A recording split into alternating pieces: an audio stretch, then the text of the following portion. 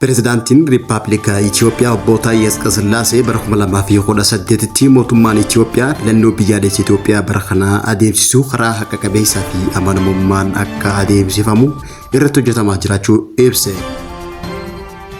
Mootummaan naannoo Tigraay komii mootummaa federaalawaa Itoophiyaa irraa qabu guyyaa irraa dhiyeessee jira.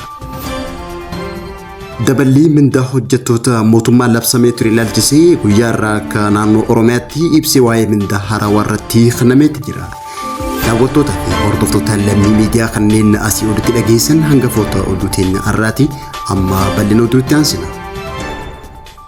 Prezidaantiin Riippaabilika Itoophiyaa obbo Taayyee Asqasillaasee guyyaa irraa onkololeessa 6 bara 2025 wayita sirna baniinsa mana marii bakka bu'oota uummataa fi mana marii federeeshinii jaayisaa bara hojii shanee irratti haasawa baniinsaa sagantaa taasiseen filannoon biyyaalessa Itoophiyaa torbeessan barana akka adeemsifamtullee mirkaneessite. Barana akka kalaandara Itoophiyaatti bara 2018 filannoon biyyaalessa Itoophiyaa torbeessuun karaa haqa qabeessa nageenya dimokiraasii fi akkasumas lammiilee Itoophiyaa biratti kan fudhatama qabu akka ta'u mootummaan itti gaafatamummaadhaan hojjetaa akka jiru ta'uu obbo Taayyeen dubbate. Manni biyyattii martii karoora gurguddoo Itoophiyaan raawwachuuf jalqabde akka deeggaranis gaafatee jira. Gama siyaasaa biyyattii tasgabbeessuutiin mootummaan sochiiwwan hidhannoo hedduu irratti injifannoo gonfachuun dhaloota hijaa fi jibbansa hin dhaalchisnu karaa ja'uun dursa kennuudhaan irratti hojjetaa akka jiru ibsee jira.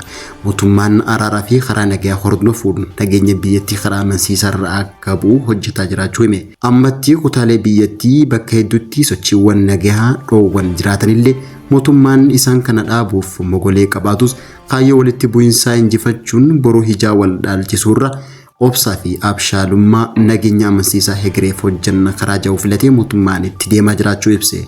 Haalli kun ammoo wal hubannoo sadarkaa biyyaalessaa uumuuf mootummaan biyyaa fudhatama qabu ijaaruuf faayidaa guddoo qabaachuu ibsee jira. Kana milkeessuudhaafis qaamni martinuu marii biyyaalessaa keessatti akka hirmaatu obbo Taayyeen gaafate.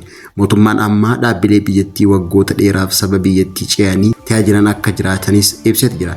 Gama biraatiin ammoo karaa hawaasummaatiin mootummaan qulqullina barnoota irratti hojjechuu fuulleeffachuuf ibsuudhaan tajaajilaawwan manneen mootummaa fi lammiilee biyyattii bira sirnaan akka gaaniif waraqaa eenyummaa dijitaalawaa lammiilee biyyattii hunda bira dafee akka ga'u irratti hojjetamaa jira jedha Pirezidaantiin Taayyee Asqasillaasee.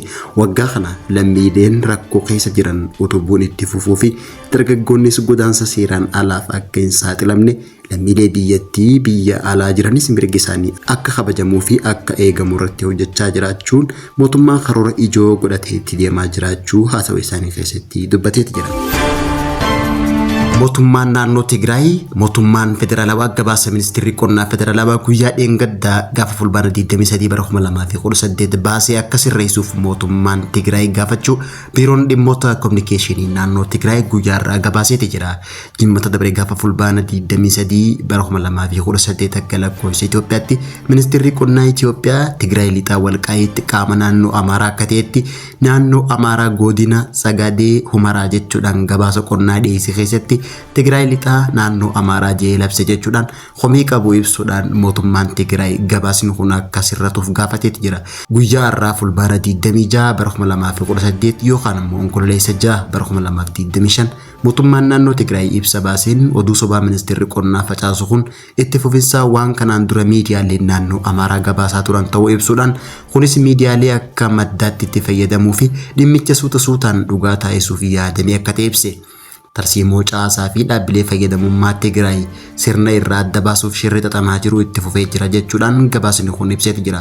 Ministeerri qonnaa Itoophiyaa gabaasa itti gaafatamummaa malee dhiyeesse sirreessuu fi gocha maqaballeessi Tigraay irratti raawwachaa jiru irraa akka if qusatu biiroon dhimmoota kominikeeshinii naannoo Tigraay ibsa bulchiinsa yeroo naannoo Tigraay maxxansee jira.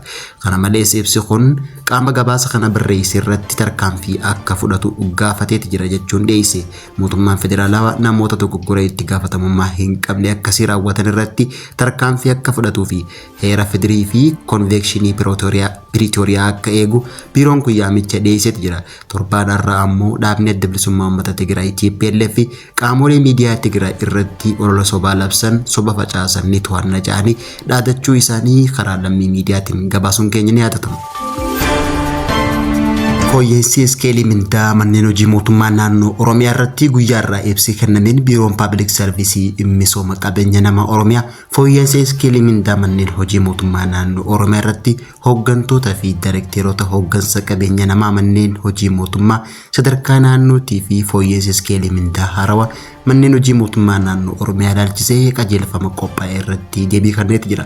Hooggantuun biiroo Civil Service Oromiyaa Aadde Kokkobee Diidhaa ibsa kenniteen mootummaan fooyya'insa iskeelii mindaa haarawaa kana taasise imaammata tajaajila bulchiinsa mootummaa qixa kaa'ameen akka raawwatamuu fi akkasumallee dhiibbaa jireenya hojjettoota mootummaa irra ga'u hir'isuuf ta'uu ibsiteeti jirti.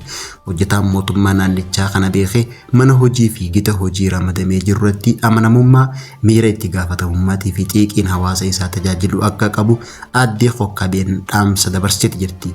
Manneen hojii naannichaa sadarkaan jiraniin qajeelfamni iskeelii mindaa manneen hojii mootummaa naannichaa qophaa'ee kafaltiin mindaa kun akka itti raawwatamuuf gadi bu'ee sirriitti hubatanii qixa qajeelfama kanaa qofa akka raawwatamu hooggantuun tun dhaamsa dabarsiteeti jirti. Daayirektoriitii karoora misooma bobba'insa qabeenya namaa biiroo obbo Malkaamuu Fallaqaa qajeelfama fooyya'insa iskeelii mindaa manneen hojii mootummaa naannoo Oromiyaa lakkoofsa 29/2018 hirmaattotaaf dhiyeesseeti jira. Hirmaattonni haala raawwii qajeelfamichaa ilaalchisee gaafilee hubannoo garaagaraa kan kaasan hoggaa ta'u gaafilee hubannoo kanaaf hooggantuun biiroo Public Service Oromiyaa Aadde Kokkobeen deebii deebifteeti jirti. Waltajjii kanarratti hooggantoonni itti aantonni hooggantootaati fi daayirekteerotonni hooggansa qabeenya namaa seektaroota sadarkaa naannoo Oromiyaa 170 ta'an irratti hirmaachuun adeemsifameeti jira. Egaan kabajamtoota hordoftootaa fi daawwattoota Lammii Miidiyaa oduun keenya galgala kanaaf qabannee dhiyaannee kanan gammaatti hordofaa turtanii chaanaalii Lammii Miidiyaa hiriyoota keessan bira akka ga'uuf laayik, sheerii fi sabskiraayib gochuu hin dagatinaa isiniin jecha turtii gaarii qabaadhaa.